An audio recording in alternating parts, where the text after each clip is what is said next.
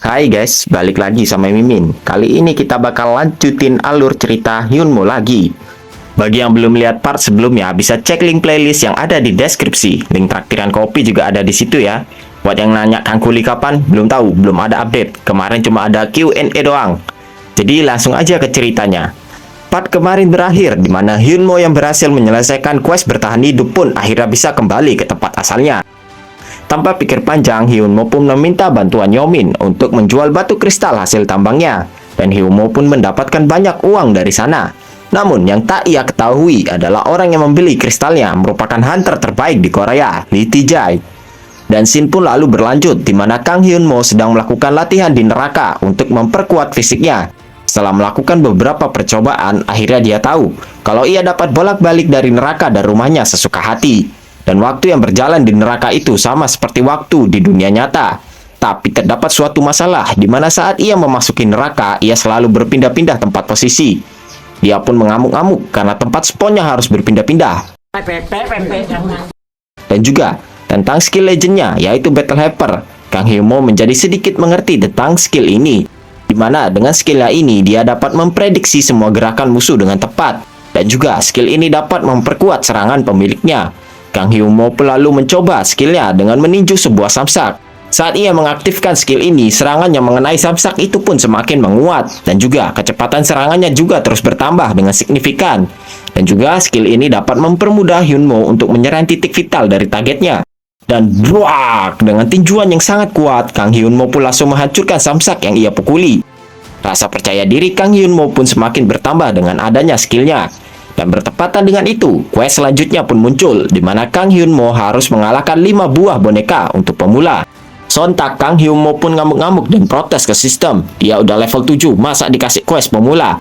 Iya deh, sepuh. Tapi mau nggak mau Kang Hyunmo pun harus menyelesaikan quest ini agar levelnya naik. Lalu scene pun berpindah, di mana Kang Hyunmo telah sampai di tempat quest yang akan dilakukan. Dan terlihatlah 5 buah boneka dildo yang harus dikalahkan oleh Kang Hyunmo. Ini sih lebih ke robot kayaknya ya kan? Ajojing ala ala ajojing. Kang Hyunmo pun mengecek satu persatu boneka itu. Apakah benar ini adalah boneka yang dimaksud sistem? Namun di saat itu ia teringat kalau kejadian ini mirip scene-scene di film horor, di mana bonekanya tiba-tiba gerak. Pinjam dulu 100. Kang Hyunmo pun menjadi takut. Ia pun mengambil sebuah papan untuk berjaga-jaga. Ia juga menggunakan panah miliknya untuk melihat reaksi dari boneka-boneka itu. Dan slus, Kang Hyunmo pun melemparkan anak panahnya ke arah salah satu boneka. Dan ia pun langsung bersembunyi di belakang papan yang ia pegang. Namun setelah menunggu beberapa saat, tak ada reaksi apapun dari para boneka itu. Kang Hyunmo yang mengetahui itu pun menjadi sangat senang. Ia berpikir kalau para boneka dildo itu akan diam saja pas dihajar. Kang Hyunmo lalu mengarahkan sebuah tinjuan yang sangat kuat untuk menghajar boneka dildo itu. Namun ia pun menjadi terkejut karena ia tidak merasa mengenai sesuatu. Bisa dibilang dia ninju angin. Dan ternyata boneka dildo itu dapat menghindari pukulan yang dilancarkan Kang Hyunmo. Eits, tidak kena. Lalu semua boneka dildo itu mulai aktif dan juga muncul sistem di mana para boneka dildo itu telah melakukan scan kepada Kang Hyunmo. Jadi para boneka dildo itu pun menyesuaikan levelnya dengan Kang Hyunmo. Lalu salah satu boneka dildo itu pun menyerang Kang Hyunmo. Untungnya dia bisa menghindari serangan mendadak itu. Kang Hyunmo menjadi terkejut karena di sini level 7 hanya dianggap pemula. Padahal kalau di dunia nyata level 7 sudah dianggap prajurit yang memiliki pengalaman setidaknya 5 tahun. Kang Hyunmo pun lalu mengaktifkan skill legendarinya. Ia berucap, "Mati kalian bangsat." Para boneka dildo itu langsung mengepung Kang Hyunmo dari semua sisi. Dan salah satu dari mereka pun mencoba menyerang Kang Hyunmo. Untungnya skill legendary milik Kang Hyunmo bekerja, sehingga ia bisa memprediksi serangan itu dan melakukan counter dengan keras. Lalu salah satu boneka dildo mencoba menahan pergerakan Kang Hyunmo dari belakang. Tentu saja Kang Hyunmo pun memberontak dan langsung meninju wajah boneka dildo itu.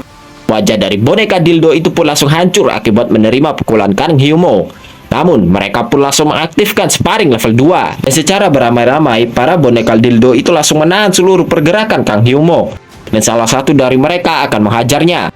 Keroyokan nih ceritanya. Dan buk, Kang Hyunmo pun dihajar habis-habisan oleh boneka dildo yang menyerangnya tanpa bisa melawan balik. Namun daya tahan tubuh Kang Hyunmo pun terus bertambah selama ia dipukuli. Dan akhirnya, Kang Hyunmo pun menjadi sekarat karena terus digebukin sama boneka dildo.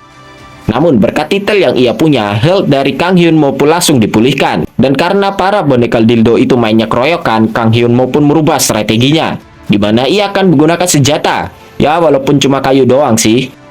Dan tanpa ragu, Kang Hyun Mo pun langsung berlari menuju para boneka dildo itu. Dia pun menyerang boneka dildo yang paling depan. Dan puak, sebuah hantaman keras pun langsung diterima oleh boneka dildo itu, hingga membuat lengannya langsung copot. Kang Hyun Mo pun menjadi agak senang karena dia bisa melawan balik. Namun kesenangannya itu pun langsung hilang, karena para boneka dildo itu langsung mengaktifkan level 3, di mana mereka mengeluarkan senjata dari lengan mereka. Bukan cuma satu jenis senjata saja. Ada parang, ada celurit, ada gear sepeda, ada bom molotov, ada senjal jepit, semuanya lah pokoknya. Udah kayak anak STM nih, boneka dildo. Boneka dildo be like, emang kamu doang yang bisa sepuh? Aku mah masih pemula. Ajarin dong sepuh. Dan akhirnya si Kang Hyun Mo pun mati digebukin. Namun setelah beberapa percobaan, di percobaan yang ke-9, sedikit demi sedikit, Kang Hyun Mo pun dapat mengimbangi para boneka dildo itu yang main keroyokan. Walaupun para boneka dildo itu semakin brutal dalam pertempuran, namun Kang Hyun Mo berhasil mengalahkan mereka satu persatu. Bahkan keroyokan udah nggak mempan sama Kang Hyun Mo. Dengan pengalaman yang ia punya, akhirnya Kang Hyun Mo lah yang membuli balik para boneka dildo itu. Lalu, dengan sebuah tinjuan yang sangat keras, Kang Hyun Mo pun langsung mengakhiri semua boneka dildo itu. Sampai parah pokoknya. Dan Kang Hyun Mo berhasil menyelesaikan misinya kali ini. Dan dia lalu berteriak dengan keras sebagai tanda kemenangan. Tanda capek juga sih.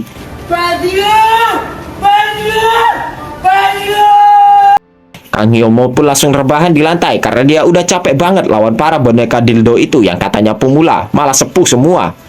Namun semua usahanya itu terbayarkan, di mana hadiah yang ia dapatkan ditingkatkan berkat titel hokinya yang SSS. Kang Hyun Mo pun mendapatkan sebuah item legendary, Celestial Cradle, di mana item itu dapat mempercepat pertumbuhan dan juga menyembuhkan segala kerusakan tubuh. Kang Hyun Mo lalu berpikir dengan item ini mungkin dia bisa menjadi lebih pintar lagi. Dan dia pun langsung mengikatkan kain itu di kepalanya, berharap dia tiba-tiba jadi pintar. Namun dia gak berhasil, lalu dah, untungnya kagak ada yang lihat. Kang Hyun Mo pun memutuskan untuk menjual item ini saja saat ia kembali, karena nggak guna-guna amat buat dia. Lagian pasti harganya bakal mahal, karena ini item legendary. Namun saat ia akan memasukkan kain itu ke penyimpanan, ia pun lalu melihat telur legendaris yang ia punya sebelumnya. Ia pun lalu menemukan ide yang cukup bagus, di mana ia langsung menutupi telur itu dengan kain tadi, sambil berharap-harap telurnya menetas. Namun karena kesabaran Kang Hyun Mo setipis tisu, dia pun mau menjual kain itu saja. Tetapi kain itu pun lalu bercahaya dan mulai menghilang, sehingga membuat Kang Hyun Mo menjadi terkejut. Dan telur miliknya mulai menetas. Tapi si Kang Hyun Mo malah takut kalau yang keluar nanti naga, kan ribet ya kalau disuruh lawan naga. Namun saat telur itu sepenuhnya terpecah, bukan hewan aneh-aneh yang muncul. Ternyata telur itu berisikan seekor peri cilik. Peri itu lalu terbangun dari tidurnya. Sementara si Kang Hyun Mo merasa penasaran dengan makhluk itu. Namun karena merasa peri itu imut, Kang Hyun Mo pun berusaha untuk mengelusnya. Namun clop, jari Kang Hyun Mo pun langsung digigit peri itu.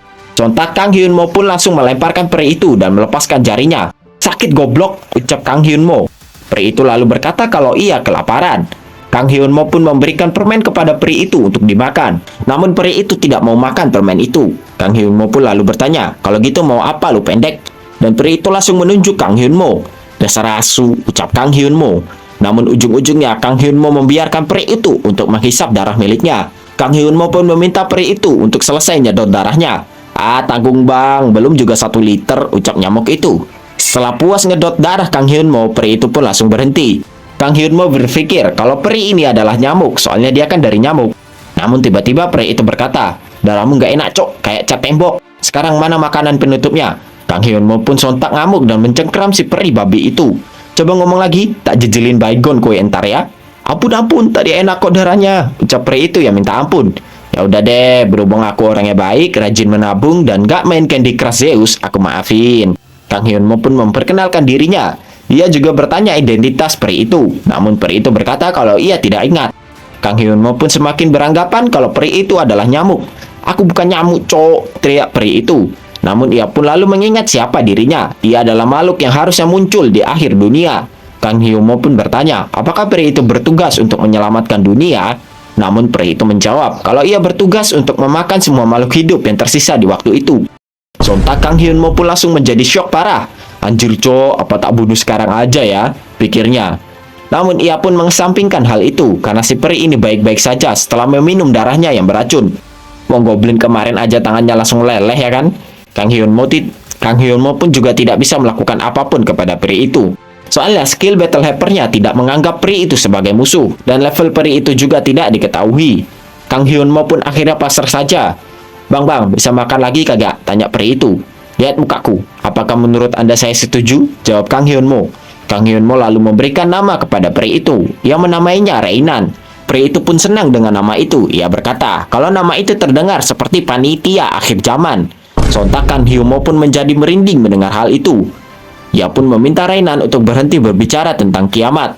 Ia pun lalu membuat perjanjian dengan Reinan, di mana Kang Hyun Mo melarang Reinan untuk makan orang. Reinan lalu bertanya, jadi aku makan siapa dong? Kamu aja ya? Tanya Reinan. Sontak Kang Hyun Mo pun langsung berubah pikiran. Kalau gitu makan yang lain aja, kagak ngapa-ngapa. Yang penting jangan aku, ucapnya. Dan sebagai gantinya, Kang Hyun Mo akan memberikan darahnya kepada Reinan. Wah, gak apa-apa deh, dia dikit gak ngaruh, ucap Reinan. Dan scene pun lalu berpindah, di mana Kang Hyun Mo dan Reinan pergi ke tempat para boneka dildo itu berada. Reinan bertanya apakah dildo itu bisa dimakan. Namun bukannya menjawab, Kang Hyun Mo malah pamer kalau dialah yang udah ngebukin para dildo itu sampai mampus. Namun tiba-tiba muncul notifikasi sistem yang berkata, kalau energi Valiant telah ditambahkan ke Battle Hyper. Sontak Kang Hyun Mo pun menjadi bingung dengan itu. Ia lalu mengingat di mana pukulan terakhirnya cukup kuat hingga dapat menghancurkan para dildo itu. Ia lalu mengambil salah satu dildo yang masih agak bagus buat testing. Dan pruak, Kang Hyun Mo pun langsung menghantam dildo itu dengan keras. Dan ternyata dengan pukulannya itu, Kang Hyun Mo langsung menghancurkan setengah badan dari dildo. Sontak dia pun langsung seneng, sementara si Reinan jadi penasaran dan pengen nyoba juga. Dan plak, dengan pukulan biasanya, Reinan pun langsung menghancurkan dildo itu menjadi keping-keping. Sontak si Kang Hyun Mo pun menjadi kena mental melihatnya. Namun tiba-tiba para dildo itu pun kembali aktif dan mendekati Kang Hyun Mo. Kang Hyun Mo yang melihat itu pun langsung merasa waspada dan dia bersiap untuk duel lagi. Namun bukannya duel, salah satu dildo di sana menunjuk suatu tempat. Mereka berdua pun langsung pergi menuju tempat yang ditunjukkan oleh dildo tadi. Reinan berkata kalau ia mencium bau yang enak dari sana. Dan setelah membongkar semua barang yang ada di situ, ternyata terdapat sebuah tulang belulang manusia mati yang terduduk di sana. Reinan yang melihat tulang itu pun langsung mengomotnya kayak Kiko. Ih, enak bang, minta kagak, ucapnya. Sontak Kang Hyun Mo pun langsung memarahi Reinan. Udah mati cok, masih aja diemut, ucap Kang Hyun Mo. Kang Hyun Mo lalu menemukan sebuah surat di dekat tengkorak itu dan dia lalu membacanya. Dari awal katanya aja udah terlihat kalau kertas itu berisikan rasa frustasi dari penulisnya. Tak singkat aja ya, jadi isinya tuh tentang keputusasaan manusia di sini. Di mana tingkat kesulitan dungeonnya terus bertambah menjadi mimpi buruk bagi mereka. Dan pada akhirnya, para manusia pun memilih untuk menyerah dan bunuh diri saja. Itulah pokoknya. Kalau mau baca yang lebih lengkap, bisa baca komiknya. Tapi translate-nya bakal bikin bingung. Lanjut, di saat itu, Reinan menemukan sesuatu di tengkorak itu. Kang Hyun Mo mengira kalau benda itu adalah Return Stone seperti miliknya. Namun kok agak beda ya, pikirnya. Di saat dia akan melihat lebih detail lagi, tiba-tiba benda itu pun langsung bercahaya dengan terang. Lalu benda itu pun langsung hancur berkeping-keping, dan pola dari benda itu pun berpindah ke tangan Hyun Mo. Sontak Kang Hyun Mo pun menjadi kebingungan akan hal itu. Tapi tiba-tiba muncul notifikasi bahwa para bintang tengah mengawasi Kang Hyun Mo. Dan sebuah retakan dimensi pun muncul di atas kepala mereka berdua. Bang, tadi aku dipanggil mama, disuruh beli garam ya, jadi aku pulang dulu, ucap Reinan yang mau kabur. Cok, jangan kabur anjing, sini, ucap Kang Hyun Mo. Dan Kang Hyun Mo pun lalu terhisap masuk ke dalam retakan dimensi itu. Dan saat ia tersadar, Kang Hyun Mo sudah berada di tempat yang berbeda, kayak luar angkasa gitulah. Sontak Kang Hyun Mo pun menjadi bingung, sebenarnya dia ada di mana. Kang Hyun Mo yang gak tahu mau ngapain pun akhirnya jalan-jalan di sana sambil memanggil Reinan. Kan kocak, mana ada Reinan di sana ya kan? Dan secara tiba-tiba muncul notifikasi sistem. Bintang lanjutan, Barul telah mengakui penyerapan fragmen bintang Anda. Dan secara tiba-tiba muncul sesuatu benda yang aneh yang mendekati Kang Hyun Mo yang membuatnya menjadi terkejut. Namun sistem berkata kalau bintang Barul kecewa dengan nilai Kang Hyun Mo dan benda itu pun lalu pergi menjauh. Sontak Kang Hyun Mo pun menjadi bingung sebenarnya apa yang terjadi. Bangsat, datang-datang bukannya salam malah ngatain orang, dasar babi, ucap Kang Hyun Mo yang ngamuk. Kita lalu sedikit dijelaskan bahwa para bintang adalah suatu entitas makhluk yang memiliki kekuatan absolut, di mana mereka membuat sebuah token bintang untuk menyalurkan kekuatan mereka kepada orang yang mereka inginkan. Tujuannya untuk memperluas kekuasaan lah. Dan Kang Hyun-mo adalah salah satu orang yang berhasil menarik perhatian dari para bintang itu. Mereka ingin menjadikan Kang Hyun-mo menjadi bawahannya. Kang Hyun-mo berpikir kalau ini semua terjadi akibat benda yang ditemukan Rainan tadi. Namun secara tiba-tiba dia mendengar suatu suara yang membuatnya heran. Dan muncullah lagi beberapa bintang yang mendekati Kang Hyun-mo. Whispering Star, Mostrail, mencari pesona Anda yang akan memikat semua orang. Conquering Star, Ardan, menawarkan Anda perintah atas pasukan api dan bajanya. Starving Star, Yogulem, meminta Anda untuk menemaninya melahap dunia. Staring Star, Gaul, menawarkan Anda untuk memerintah dari balik layar. Wailing Star, Verde, meramalkan Anda akan mendominasi dunia. Namun si Kang Hyun-mo malah gak ngerti nih para bintang ngomongin apa. Ngomong naon sih, gumamnya. Sistem lalu menjelaskan bahwa para bintang ini ingin berinvestasi kepada Kang Hyun-mo. Dan sistem meminta Kang Hyun-mo untuk memilih bintang mana yang akan ia ikuti. Kang Hyun-mo pun marah-marah. Ngotak dikit lah bego. Masa datang-datang disuruh milih ya kan? PDKT aja belum. Sistem lalu menjelaskan tentang para bintang itu. Shattering Star, Gaul, adalah penguasa yang memerintah dari balik bayang-bayang. Dia adalah penguasa yang licik dan menghalalkan segala cara untuk menang. Lalu, Wailing Star, Verde, dia adalah bapaknya kesedihan. Dia memiliki pasukan kematian yang suka membuat kehancuran dan keputusasaan. Lalu, Starving Star, Yogulem, dia adalah ular raksasa yang serakah. Dia ingin melahap seluruh dunia ini. Kayak Jong Munggard gitulah, Kang Mukbang. Lalu, Whispering Star, Mostrail, dia adalah yang paling terang dari yang lain. Namun dia adalah seorang penipu. Dia bahkan bisa menipu makhluk yang kuat untuk mengikutinya. Dan yang terakhir, Conquering Star, Ardan, seorang penakluk yang ingin membakar habis seluruh dunia dengan pasukan api dan bajanya. Kang Hyun-mo bertanya kepada sistem, kok para bintang ini malah kayak orang gangguan jiwa ya? Yang satunya sok misterius, satunya Kang nipu, satunya Kang mukbang, satunya sok sad boy, satunya Kang bakar. Gila semua bintangnya. Namun sistem membalas bahwa para bintang menyukai orang-orang yang sama seperti mereka. Sontak Kang Hyun-mo pun langsung mingkem mendengarnya. Berarti aku gila dong kayak mereka. Gitu maksudmu ha? Ucap Kang Hyun-mo. Kang Hyun-mo pun kena mental karena dia disamain sama entitas yang OP tapi pada gendeng. Ia lalu berpikir, walaupun dia sama seperti para bintang itu, tapi setidaknya dia nggak segila mereka lah. Kang Hyun-mo bertanya kepada para bintang itu, apa yang ia akan dapatkan jika mengikuti salah satu dari mereka. Salah satu dari bintang itu pun mendekati Kang Hyun-mo. Dia memberikan sebuah penglihatan kepadanya. Jika Kang Hyun-mo mengikuti salah satu dari mereka, maka Kang Hyun-mo bisa melakukan apapun. Jadi OP, jadi orang yang berkuasa, bisa jadi good looking juga, bisa semua lah pokoknya. Sontak Kang Hyun-mo pun menjadi terkejut melihat hal itu. Namun Kang Hyun-mo bertanya lagi, hal apa yang ia harus bayarkan untuk mendapatkan kekuatannya? Dan para bintang itu menjawab, cukup ikuti mereka dan sembah saja, udah. Kang Hyun-mo masih belum yakin dengan apa yang disampaikan para bintang itu. Namun para bintang itu meyakinkan kalau mereka hanya ingin mencari bawahan saja yang bisa memperluas kekuasaan mereka. Gak ada tumbal-tumbalan kayak pesugihan. Kang Hyun-mo pun berkata, apakah ia harus memilih sekarang? Dan sistem menjelaskan bahwa memilih bintang adalah kesempatan yang langka. Begitu Kang Hyun-mo mendapatkan pengakuan dari mereka dan terus berhasil dalam ujian, maka pertumbuhan Kang Hyun-mo akan semakin cepat. Namun Kang Hyun-mo berkata kalau ia belum bisa mempercayai para bintang itu karena mereka baru saja bertemu. Masa udah disuruh milih-milih ya kan? PDKT dulu kek. Lagian yang datang duluan tuh bintang-bintang, bukan dia. Para bintang itu pun agak kesal dengan perkataan Kang Hyun-mo yang sedikit songong. Oh nggak apa-apa kalau mau pergi mah, aku sih bodo amat, ucap Kang Hyun-mo. Dan akhirnya para bintang itu pun memberikan waktu kepada Kang Hyun-mo untuk bisa memilih. Dan mereka pun lalu pergi meninggalkan Kang Hyun-mo. Kang Hyun-mo pun menjadi senang akan hal itu karena dia punya waktu buat mikir-mikir. Dan Kang Hyun-mo pun lalu dikembalikan ke tempat awalnya tadi.